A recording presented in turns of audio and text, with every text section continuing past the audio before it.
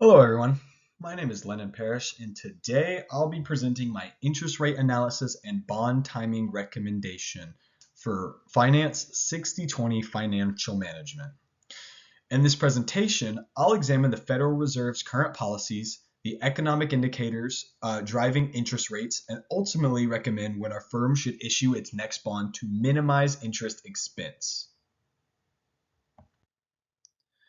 So here is an outline of what I'll cover. First, we're going to ask, what is the Federal Reserve and how does it work? Then we're going to see the Federal Reserve's dual mandate and its policy tools that it uses. Then we're going to see current interest rate and inflation data that I've collected that is as up to date as possible. Then we're going to see key factors driving interest rates. And then finally, I'll show you an interest rate forecast as well as recommendations on when to issue the bond.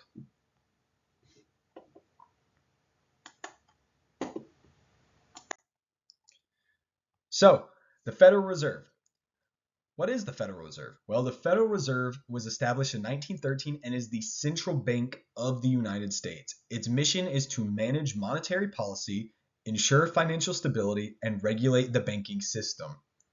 Essentially, when we talk about the Federal Reserve, we're talking about the institution that influences borrowing costs across the entire economy, including what our company would pay to issue bonds. As you can see here, we have a few key functions of the Federal Reserve.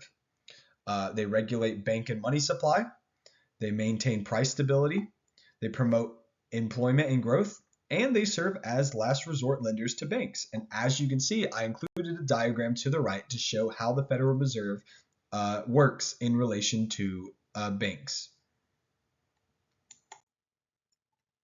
Next, we're going to talk about the Federal Reserve structure. So, the Federal Reserve structure includes three key parts. The Board of Governors, which is 7 members appointed by the President, 12 regional reserve banks, which carry out policy locally, and the Federal Open Market Committee, or the FOMC, which determines short-term interest rate targets.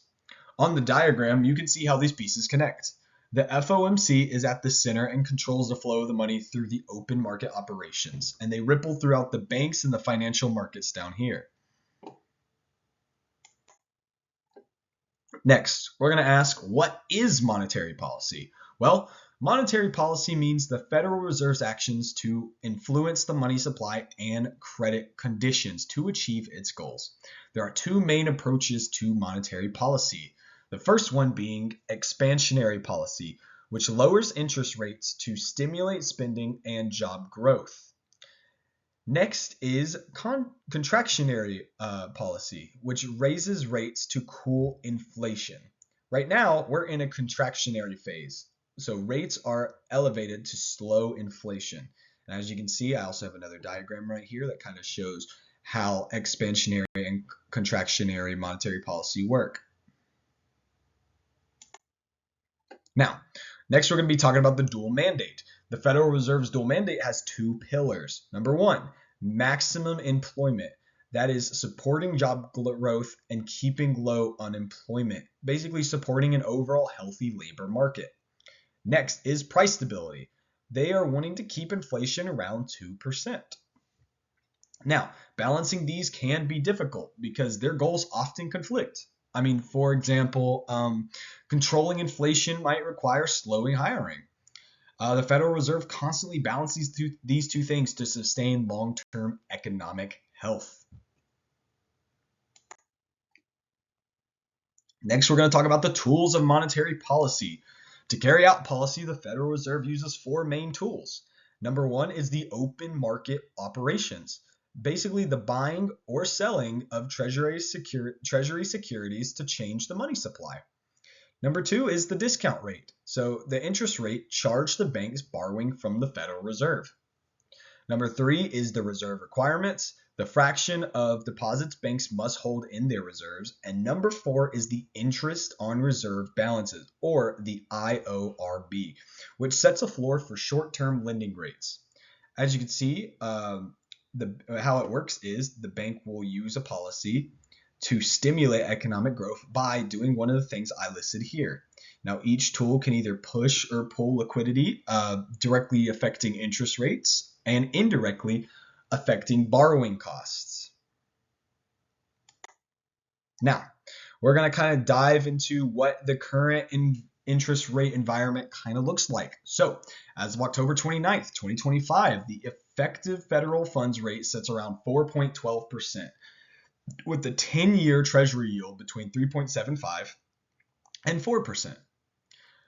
The Federal Reserve's most recent FOMC meeting decided to hold rates steady, signaling a pause after more than a year of rate hikes. So they're kind of cooling down right now. They want to hold the rates steady. Now, this environment tells us that while inflation is easing, the Federal Reserve isn't ready to declare victory because they're still trying to meet that 2% mark.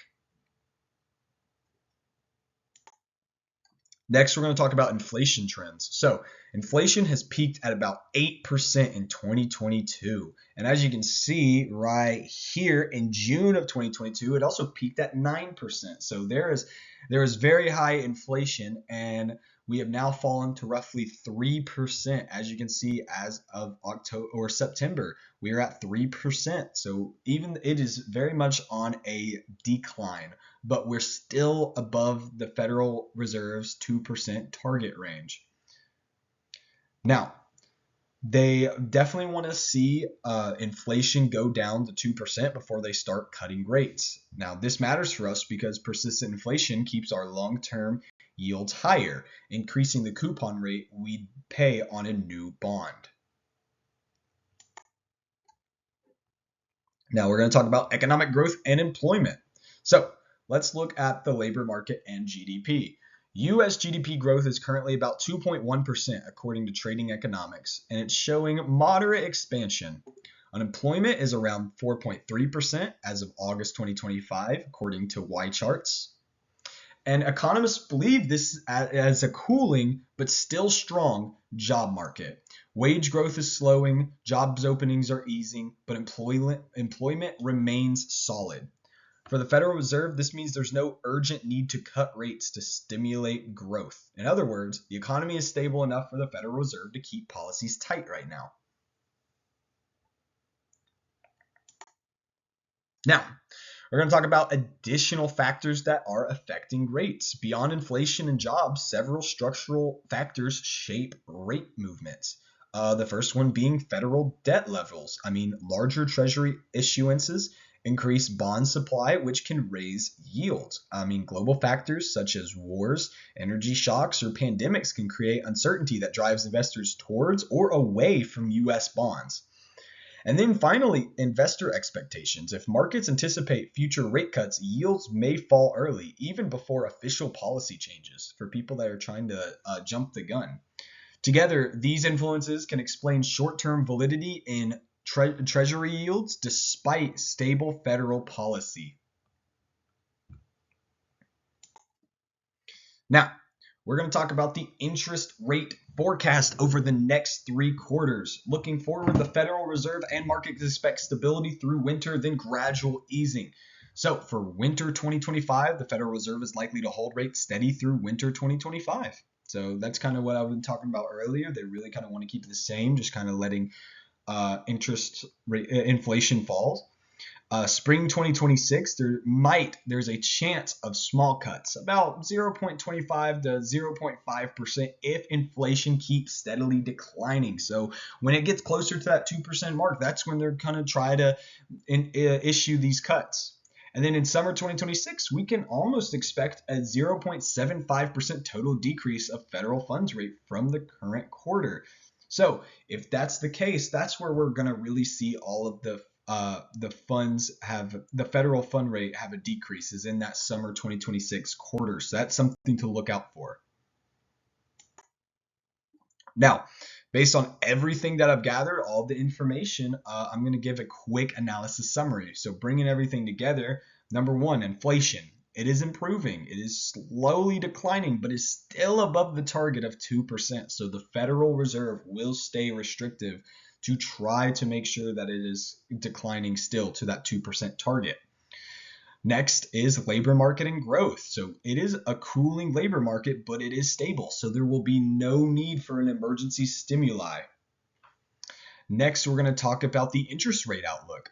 Gradual cuts will start mid-2026, so they could be as early as spring 2026, but they're really expected to hit in summer 2026.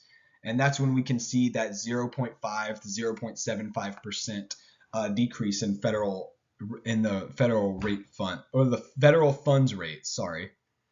Now, what is the implication for our firm? Well, borrowing costs remain elevated short term, and waiting could save modestly on coupon rates, but carries risks if markets shift. So it very much depends on how much risk this company wants to take when we should issue the bond. Now, for my recommendation, I believe that we should issue the bond in winter 2025 to lock in rates before potential validity. Now, here's why. Number one, the Federal Reserve is expected to hold rates steady through early 2026, keeping borrowing costs high but predictable. Number two, inflation is trending downward, but not yet at target, so meaningful rate cuts aren't likely until mid-2026. Number three, issuing sooner reduces exposure to market uncertainty and ensures investor demand while rates plateau. Now, here's the alternate solution. So I did include that. If our firm can tolerate moderate risk, waiting until summer 2026 might yield slightly higher rates, perhaps 0 to 0.5 to 0.75% less, but the trade-off is higher uncertainty. So overall, I believe winter 2025 provides the best balance of rate certainty and financial stability, so we can have low risks and stable costs. And as you can see here are all my references. This is everything I included, all the data that I gathered. So thank you again for your attention, and I'd be happy to answer any questions that you may have about this presentation.